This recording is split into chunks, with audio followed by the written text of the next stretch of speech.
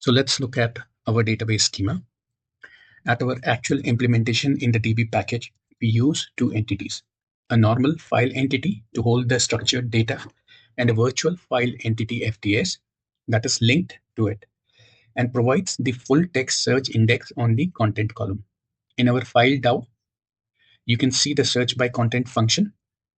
Notice the query. It searches the file entity FTS table using the fast match operator that we explained previously, and then uses the result to select the full records from the main file entity table.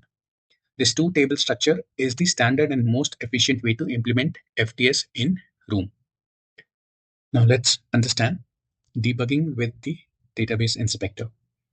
One of the most powerful tools for working with Room is the database inspector, which is part of the app inspection tool in Android Studio. When your app is running, you can open this tool to see a live view of your database, which is being generated. You can see the tables, their columns, and most importantly, the actual data inside them. So you can see I have shown the whole picture. This is an invaluable tool for debugging. So the screenshot is from my emulator. When we were building the file indexer worker, this is how we confirmed that the data was being correctly extracted and saved. It takes the guesswork out of database development. Otherwise, you would know the issues only during the final testing.